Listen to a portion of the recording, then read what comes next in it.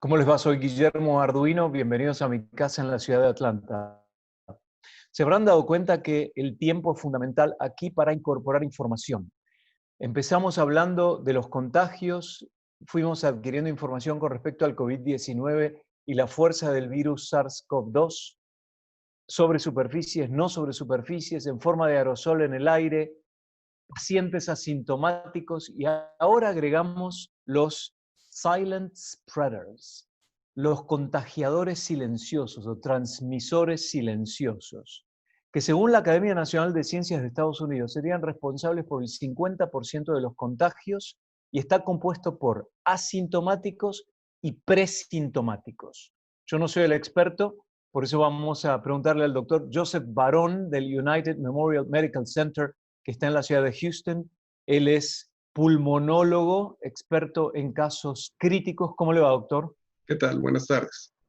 Asintomáticos sabemos lo que es, aquellos que no saben que tienen la enfermedad o por lo menos que cargan el virus y podrían estar desparramándolo. ¿Qué son los presintomáticos? Presintomáticos son aquellas personas que tienen el virus, pero todavía no han desarrollado los síntomas y son tan peligrosos como los asintomáticos. Nada más para darte unas ideas. Nosotros hemos hecho más de 93,000 pruebas a gente, así en uno de estos, los que vas en tu coche. De esas 93,000 en el estado de Houston, en el estado de Texas, tenemos 17% de positivos. De esos 17% de positivos, el 48% son asintomáticos. Es decir, la mitad de la gente que está ahí positiva no sabe que es positiva. Y los que son positivos pueden estar en la etapa muy temprana donde no tienen síntomas, pero aún así te pueden estar aventando el virus. ¿Cuán contagioso es un presintomático comparado con alguien que ya ha desarrollado la enfermedad?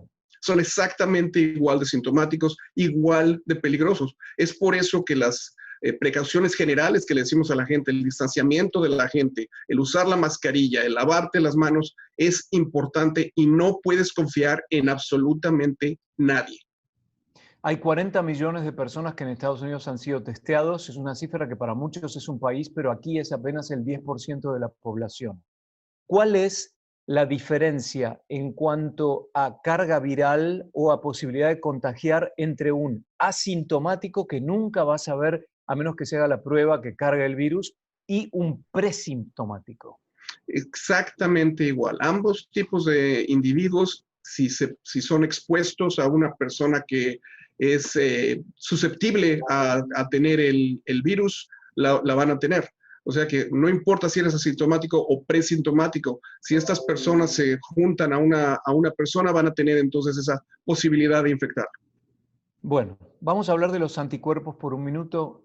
¿Cuánto dura? Porque ahí hay muchas dudas. ¿Cuánto tiempo dura la inmunidad para una persona que ha desarrollado, ha transitado la enfermedad y tiene anticuerpos, da positivo en el examen de sangre y dice, bueno, qué bien, puedo donar plasma, probablemente no me contagie, pero ¿cuánto dura los anticuerpos?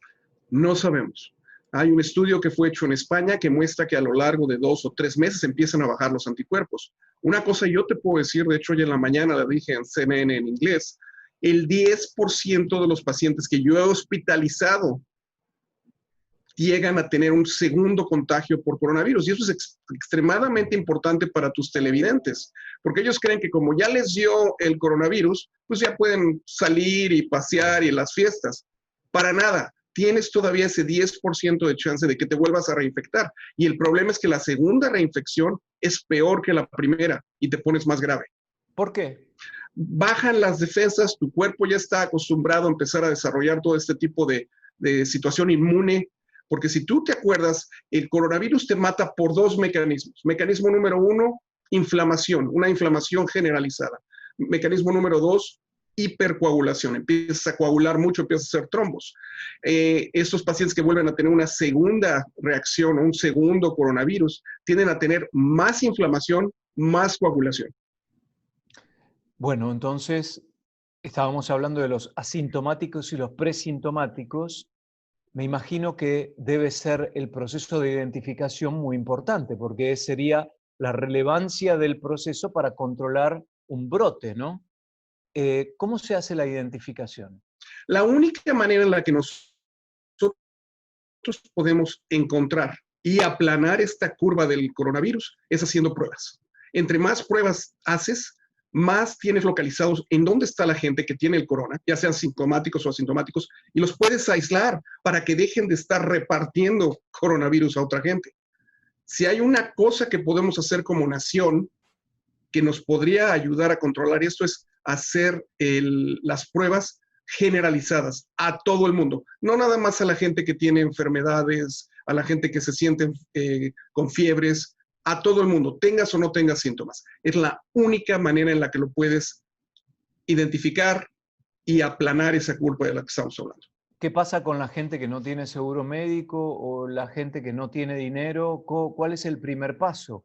¿Cómo yo, que nunca me hice la prueba, podría confirmar si soy presintomático, asintomático, si transité la enfermedad, etcétera? En los Estados Unidos, a través del CARES Act, el gobierno federal se supone que te permite que te hagas la prueba totalmente gratis. Tú vas a diferentes lugares a lo largo de los Estados Unidos en los que vas, lo único que necesitan es una identificación y no te mandan cuenta, no te hacen absolutamente nada, te la puedes hacer. En ese momento te dicen eres positivo o eres negativo y ya depende de ti si has tenido síntomas o no has tenido síntomas. Independientemente si tienes o no tienes síntomas, te vas a tener que ir a una cuarentena de mínimo de 14 días. ¿Por qué 14 días? Porque sabemos que en los primeros 14 días es cuando eres más infeccioso, cuando puedes contagiar a otra gente. Bueno, entonces si yo tengo ahora la oportunidad de hacerme un examen, lo que en inglés se llama physical, un análisis generalizado de precaución médica con el médico de cabecera de uno, le puedo decir, doctor, ¿me puede hacer el examen de sangre o el hisopado para ver en qué condiciones estoy frente al coronavirus o no funciona de esa forma? Totalmente. De hecho, lo debes de hacer. En este momento yo le diría a todos tus televidentes que todos se tienen que hacer el test. Todos se lo tienen que hacer porque es la única manera que puedes controlar esta pandemia. No hay de otra. Es la única manera. Si la gente le da miedo que les vayan a poner un hisopo en la nariz y que se vayan a sentir mal, no se siente nada, dura 5 segundos la molestia y la información que puedes tener no nada más te puede salvar la vida a ti, pero le puede salvar la vida a los demás y los que están a tu alrededor. ¿Cambia, doctor, el perfil de los anticuerpos con el tiempo? Hasta donde sabemos, sí. Inicialmente tienes un aumento de los anticuerpos y conforme va pasando el tiempo van bajando. Y eso lleva al 5% que se refería usted antes en el caso de España, ¿no? Correcto, en España 5%, te digo, en nuestros casos hemos visto hasta 10% de pacientes que se reinfectan. Y anteriormente era un 60%. Correcto. ¿Qué hay con el concepto de herd immunity, inmunidad en manada? ¿Qué porcentaje de la población se necesita para lograr ese concepto? Mira, para que eso pase, tú tendrías que tener más del 60 o 70% de la población general infectada. Es por eso que el concepto de que la gente piensa que si te van a poner, por ejemplo, una vacuna, que tendrías que tener más del 70% de la población general vacunada. Y eso, con toda sinceridad, es imposible. Vamos a hablar del virus en el aire también, porque al principio decíamos que en las superficies y en el aire existía, pero por corto periodo de tiempo, que el aerosol, es decir, las gotitas de saliva o de sustancias que provienen del cuerpo humano, tienen un peso, entonces caerían y es muy poco el tiempo en que podríamos entrar en contacto con ellas. Con la flexibilización evidente de la cuarentena, aquí en Estados Unidos, en este momento cuando los números están subiendo, cuando hay gimnasios abiertos, peluquerías abiertas, lugares para jugar al bowling que están abiertos, hay reuniones privadas, hay restaurantes en la parte de adentro que están abiertos, la ventilación no se impone como un aspecto fundamental para evitar justamente la transmisión a partir del aerosol.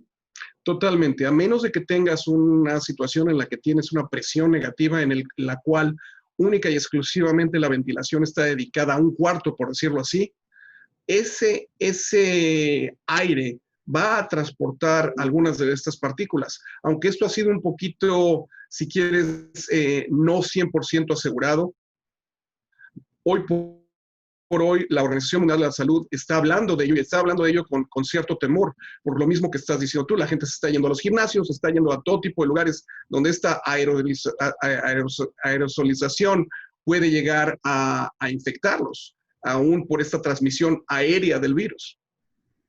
Entonces, puedo asumir que si yo tengo un ventilador de techo o un ventilador de pie entre una persona y yo, cuando estamos comiendo, por ejemplo, o hablando, y estamos en una mesa a 2 metros, y yo tengo una corriente de aire en el medio, ¿eso me protegería o no? No te protegería completamente, porque existen estudios que han mostrado que el virus puede volar hasta 25 pies de distancia. Estás hablando de una distancia bastante grande. Y a pesar de que hay un torrente de aire, ¿no? A pesar de que hay un torrente de aire. No es infalible. Por eso es tan importante que uses tu mascarilla. Si tú usas tu mascarilla, la otra persona usa tu mascarilla, no vas a tener problema. Claro que si estás comiendo, a menos de que tengas una barrera, que de hecho varios restaurantes están haciendo eso, poniendo unas barreras transparentes para que puedas tener esa comunicación. Pero la barrera transparente debería estar desde el suelo hasta el techo. Tendría que ser una barrera transparente tipo el agente secreto Maxwell Smart, que se pone completo uno en la cabeza y el jefe también. El aire estanco versus ventilación. Quiero hablar de eso de nuevo. Las iglesias, donde se canta, donde se reza en masa, donde se manifiesta verbalmente con un torrente de aire que sale desde la columna respiratoria del ser humano, no es un lugar, es un lugar antiguo en muchos casos, las iglesias antiguas, ¿no es un caldo de cultivo para la transmisión del virus? 100%. Si tú quieres encontrar pacientes con COVID, ve a una iglesia, ve a un lugar donde haya mucha gente. Ahí vas a encontrar sin duda alguna pacientes que tienen COVID. ¿Por qué? Porque están, como dices tú, ¿no? Ponle que hay un coro que está cantando muy fuerte y toda la gente está cantando, salen partículas, sin duda alguna. Es lo mismo entonces, la misma mecánica sucede en un gimnasio. ¡Oh, oh, oh! ¿No? Ahí estoy emitiendo una columna que saca un montón de aire y eventualmente saliva microscópica que puede cargar el virus. Totalmente, y recuerda ese 48% de gente que te dije que no tienen síntomas, que se ven perfectamente bien, que están fuertes, que están saludables y que nomás están acarreando este virus. Clarísimo. Vamos ahora al aire libre. Voy a ir a una especie de restaurante, el mesero viene con máscara, yo me pongo la máscara hasta que me pongo a comer, pero como en la terraza, en un lugar abierto y a unos 3 metros de una persona que no vive en mi casa. ¿Estoy a salvo o no? No estás 100% a salvo. Nadie te puede asegurar que vas a estar a salvo. Entonces, mi recomendación sería, si no tienes que ir a comer a la calle, no comas en la calle, porque tienes, a menos de que estuvieras, como te digo, rodeado de algún tipo de material que te protegiera, no hay forma que te asegure al 100% que no te va a pegar, porque el señor de que está a 3 metros puede estornudar, y ese estornudo, aunque tú nada más lo oigas muy poquito, puede volar hasta donde estás tú. Entonces, doctor, la que queda es, porque yo estoy viendo cómo se puede defender la cuestión económica, ¿no? Más inmediata que nos rodea. El gobierno tiene que salir y subvencionar a todo el mundo acá. Las empresas no deberían echar a ningún empleado, le deberían mantener un determinado porcentaje del salario, porque hasta que no salga la vacuna, entonces estamos a la buena de Dios. Mira, ahí es un problema que ya es un problema de tipo social, ¿no? O sea, tienes que mejorar la economía y la salud de la gente. Sin embargo, yo le digo a toda la gente, no puedes tener una economía saludable si no tienes gente que esté saludable, sencillamente. Es muy importante que sí se abra la economía, pero si vas a abrir la economía, la gente tiene que ser educada, tienen que tener conciencia social, sí van a ir a trabajar, que trabajen, pero que mantengan su distancia sana, que se usen sus mascarillas, que se estén lavando las manos constantemente. El problema es que cuando se abrió la economía, y te lo digo porque eso nos pasó en Texas, El momento que se abrió la economía, la gente se le olvidó que existía el corona. Se les olvidó por completo. Y la gente salía y sin máscaras. Y por eso las últimas 3 semanas he tenido unas de las peores semanas de mi vida como médico. A ver cómo fue la última semana comparado con hace un mes. Yo te diría que en las últimas 3 semanas yo he admitido más pacientes que en las últimas 10 semanas. Los pacientes que me han llegado en las últimas 3 semanas me llegan mucho más graves que los que me llegaban hace 10 semanas. Y la gente dice, no, es que a lo mejor el virus mutó. No, lo que pasa es que la gente no entiende, no entiende. Se quedan en sus casas por periodos prolongados antes de venir al hospital. Siguen saliendo a las calles, siguen haciendo manifestaciones, siguen haciendo todo tipo de cosas que en este momento no son recomendables. Yo digo, y lo he dicho una y otra vez en televisión, que yo ahorita estoy peleando 2 batallas. Estoy peleando contra el coronavirus, estoy peleando contra la estupidez humana, porque la gente no tiene conciencia social. Si tú quieres controlar este virus, necesitas conciencia social, y eso empieza primero haciéndote la prueba. Claro, el problema es también que al haber un liderazgo cuestionado en todo el mundo, estoy hablando, no solo en Estados Unidos, fíjese lo que pasó en Brasil, doctor. El presidente Jair Bolsonaro dio positivo a coronavirus y le quería preguntar, él tuvo un ataque previo que le dio cierta incapacidad pulmonar, creo que había sido con cuchillo el ataque.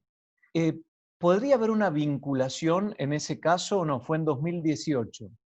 Cualquier persona que tiene cualquier enfermedad pulmonar preexistente, ya sea asma, que tuviese algún problema de pulmón, que te tuvieron que operar, cualquier persona, no importa lo que sea, una enfermedad pulmonar obstructiva crónica, esas son gentes que se van a poner a más riesgo, eso es primero, y segundo, gente que tiene menos capacidad pulmonar y no resiste tanto el coronavirus. Y esos son los que nos dan más problemas como pacientes, se ponen más críticos con nosotros. Doctor, ¿qué le parece el hecho de que se habla de el tipo y el factor de sangre, grupo y factor sanguíneo, con respecto a la predisposición para tener un caso más complicado del cuadro respiratorio, por ejemplo, o el caso de la inflamación multisistémica, dependiendo del tipo de sangre que uno tiene? ¿Todavía estamos hablando de estadísticas o realmente se puede empezar a pensar, cuidado, A positivo, tenés más posibilidades de tener complicaciones; cero negativo, estás un poco más protegido? Esto viene a raíz de estudios que se hicieron tanto en China como en España. Y como dices, la gente que somos A positivo, tenemos más riesgo de que nos dé el coronavirus, número uno, y segundo, que nos dé peor. La gente que son O, grupo O, ellos tienen menos riesgo. Sin embargo, no sabemos por qué pasa esto. No sabemos si esto es una cosa estadísticamente casual o si realmente está pasando. Yo en los últimos 140 pacientes que he tenido en el hospital, la mitad de ellos han sido A positivo, la otra mitad han sido AB, B e incluso varios O positivos. Entonces, yo he tenido de todo. Pero recuerda que estamos hablando de que a lo mejor el virus de alguna manera ha mutado. El virus que yo estoy viendo hoy por hoy en Texas no es el mismo virus que se vio en China. Eso te lo puedo decir, porque los pacientes nos están llegando mucho más graves. La inflamación multisistémica de la que estás hablando, los coágulos que les dan por todos lados, son impresionantes. ¿Pero usted está comparando pacientes de Estados Unidos antes y después o paciente chino con paciente de Estados Unidos? Yo estoy comparando ambas. Estoy comparando el paciente chino inicialmente con el paciente americano inicialmente. Y ahora estoy comparando el paciente que yo he tenido aquí contra el nuevo paciente que estoy teniendo. Y claramente hay una diferencia. Hace 10 semanas yo te decía, la supervivencia de mi unidad es 100%. Hoy por hoy nuestra supervivencia está en el 95%, que sigue siendo muy buena comparada con el resto de los Estados Unidos. Pero yo ya estoy viendo una diferencia, gente que está muy grave y a pesar de todo lo que les hacemos, no estamos pudiendo controlarlas. ¿Esos pacientes que llegan con condiciones graves tienen condiciones médicas preexistentes o es gente saludable de edad mediana, que no tiene colesterol, que no son diabéticos, que no tienen complicaciones respiratorias?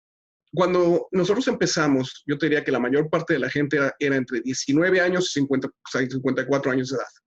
Me ha tocado ver de todo. El más joven, 19 años, el más viejo, 92 años. Ambos salieron del hospital sin ningún problema. Me tocó ver, por ejemplo, un entrenador personal flaquito, sin ninguna gota de grasa, no hay presión arterial, no nada, que me llegó casi muerto. Y aún hoy por hoy no sabemos cómo podemos predecir quién nos va a llegar. Ya sabes que antes te decía si tienes diabetes, si tienes hipertensión, si eres una persona mayor, te puedes morir. Y eso de alguna manera hizo que los jóvenes dijeran, pues eso nada más le pasa a los viejitos o a los enfermos. Y hoy por hoy nosotros seguimos viendo gente joven que nos llega muy, muy, muy grave. Hoy en mi unidad, el 60% de la gente que tengo tiene menos de 40 años de edad. Y el tiempo de respuesta, ¿cuán importante es? Por ejemplo, una persona dice, no tengo olfato, tengo temperatura, tengo dificultad para respirar, pero voy a esperar a ponerme un poco más grave. ¿Es muy importante la decisión cuándo tomarla o realmente es lo mismo? Extremadamente, Guillermo. Esto quizás es la parte más importante que tenemos que informar al público. Nosotros tenemos tratamiento para el COVID. Nosotros usamos el tratamiento que se llama MAT, M-A-T-H, el signo de más, el MAT Plus. El MAT Plus es un tratamiento que 5 de nosotros inventamos. Básicamente es el uso de metilprednisolona, que es cortisona para la inflamación. A es ácido ascórbico, vitamina C, que te acuerdas que siempre te daban cuando te enfermabas cuando eras niño. T, que es tiamina. Y H, que es heparina, que es un anticoagulante. Entonces, ahí estamos atacando las dos partes que te dije del problema de COVID, la inflamación y la coagulación. Si esto lo hago en cuanto la persona me llega a la sala de urgencias, en las primeras 6 horas que me lleguen a la sala de urgencias, yo te puedo garantizar 100% de que salen adelante. El problema es que generalmente la gente les toma tiempo en llegar, incluso en el hospital no se les inician las medicinas, mucha gente no quiere creer en esta terapia que estamos haciendo y tienen un desenlace fatal. ¿Qué medicinas? ¿La heparina, esas que mencionaba? ¿O la que mencioné, las que se llaman el protocolo MAT Plus, es decir, metilprednisolona, ácido ascórbico, tiamina y heparina. Una vez más, lo que estás haciendo aquí es no tratando al virus, sino tratando las complicaciones que te da el virus, esa enfermedad multisistémica de la que estabas hablando. El Papa Francisco tiene un pulmón en funcionamiento nada más por una cuestión de cuando era niño. ¿Él estaría en mayor riesgo, por ejemplo, una persona que tiene solamente un pulmón? 100%. Primero, por su edad. Segundo, por su capacidad pulmonar. Ajá. Doctor, usted habló de traumatismo al pulmón. Por ejemplo, específicamente, ¿qué tipo de traumatismos posicionan a una persona de manera más vulnerable frente a esta enfermedad? Cualquier traumatismo que te baje la capacidad pulmonar. Es decir, se te desinfló un pulmón porque te pegaste, se te rompió una costilla y se te ponchó el pulmón. Esa persona va a tener un poquito de cicatrización que va a hacer que ese pulmón no se infle completamente. Y eso es lo que necesita uno para poder salir adelante. Porque estos pacientes cuando te llegan, el pulmón está totalmente tapizado por inflamación del corona. Cuando usted compara el estado del United Memorial Medical Center en la ciudad de Houston, ahora y en un tiempo normal, no un tiempo pandémico, ¿cómo andamos con el número de internaciones? ¿Cuán cerca está de capacidad máxima? Mira, el Hospital United Memorial Medical Center es un hospital muy chico, es un hospital que tiene 120 camas. Nosotros empezamos con 46 camas para COVID, después aumentamos a 58 y ahorita estamos en 88, es decir, 88 de 120 camas son única y exclusivamente para COVID. Y estamos casi a punto de convertir el hospital completo en COVID porque no nos estamos dando abasto. Recién hablábamos que, bueno, ya no es más la persona mayor, ya no es más la persona con condiciones preexistentes. Y me acuerdo cómo en redes sociales pasan, por ejemplo, una cajita de chiclets y dice, si comías esto, si utilizabas la cajita para soplar como una corneta, significa que estás con mayor riesgo. Lo que están diciendo es si tienes más de 50 años, está. Entonces eso ya no va más. Ahora Para todo el nada. mundo debe ser tratado de la misma manera. Pero ¿qué hay con el aspecto socioeconómico? ¿Es una enfermedad en la que se observa más a gente de un estrato social bajo o en realidad no podemos hacer esa generalización? Eh, Desafortunadamente no podemos hacer esa generalización. Y esto es una cosa importante porque la gente que piensa que porque tienen dinero, que porque van a comer a buenos lugares, que van a lugares que según ellos están limpios, los va a salvar, esto no te salva. Esta es una enfermedad que le pega a los pobres, que les pega a hombres, que les pega a mujeres, que te pega a cualquier persona independientemente del color de su piel. Sí, doctor, pero hay una realidad. Si tenemos una casa de 3.500 pies cuadrados o 350 metros cuadrados para dos personas y no tengo que salir a trabajar porque tengo la fortuna de estar en una empresa que me permite trabajar en forma virtual, frente a un jardinero, a ¿Mm? una persona que limpia casas o que trabaja en un restaurante de comidas rápidas haciendo delivery, y viven en un dormitorio 3, 4, 5 personas o en dos dormitorios 8 personas, me parece que ahí el riesgo es mucho mayor. Y a eso apuntaba mi pregunta. La Y gente realmente que tiene que salir a trabajar, que viven varias familias juntas en lugares pequeños, ¿no está expuesta a un mayor riesgo? 100% y en eso tienes razón. Lo que yo estoy tratando de decirle a la gente es que entiendan que a cualquiera le puede pegar. Pero Ajá. tienes razón. Por ejemplo, cuando nosotros empezamos la unidad hace 112 días, te los cuento todos los días, hace 112 días teníamos como 80% de los pacientes que yo tenía eran afroamericanos y el otro 20% eran hispanoamericanos. Hoy por hoy, esa relación se ha invertido. Esa relación, ahorita tengo 70% de mis pacientes que tengo en el hospital son hispanoamericanos, 20% son afroamericanos y 10% son gente blanca. Ahora eso debe tener que ver también con el perfil de la ciudad, ¿no? O la zona de Estados Unidos. Por ejemplo, Texas me imagino que por la proximidad a la frontera tiene muchísima gente de extracción latina y, ¿por qué no, mexicana? O nor y centroamericana, ¿no? 100%. Y tenemos muchísima gente mexicana. De hecho, me llegan familias completas. Hijos, madre, todos, o sea, y los tengo hospitalizados a todos. A veces hasta los ponemos dos en un cuarto porque no tenemos No suficientes cuartos. way. Sí. ¿Cómo familias enteras, doctor? Familias enteras, me llegan familias, por ejemplo, ¿te acuerdas después cuando fue el Día de las Madres? Yo le pedí a la gente que Ujú. no saliera a saludar El a Día las del Padre, ¿no? O abuelitas. el Día de la Madre. Cuando fue el Día de la Madre. Al Ajá. Día de la Madre, como 10 días después, a mí me llegaron mamá primero, y después me llegaron dos hijos, y después me llegó otro hermano. Toda la familia la teníamos en el hospital. Era increíble. La mamá salió antes que los hijos, que fue la parte interesante. ¿Y ustedes les cuestionan cuál fue la razón, qué tipo de exposición tuvieron, qué tipo de práctica de conducta han experimentado en los últimos días o no? ¿No forma parte Sí, de la evaluación? 100%. Yo se los pregunto a todos los pacientes. Por ¿Y ejemplo, qué dicen? te dicen que fueron a verla, que no usaron las máscaras, cosas por el estilo. Acabo de tener una señora que su marido falleció hace 4 semanas en otro lado por coronavirus. A la señora nunca le dio coronavirus. Y la señora decidió que para el marido le iba a hacer un funeral, le hizo un funeral con 150 personas. Y Mm. obviamente a los 10 días la señora termina en mi terapia intensiva. Esas son las cosas que la gente no está entendiendo. Como hispanoamericanos, tú sabes que somos muy cordiales, nos gusta hablar, nos gusta tener mucha Tocarnos, gente. Tenemos que, besarnos, tenemos que cambiar claro. esas condiciones, por lo menos por el momento, si no eso se va a prolongar.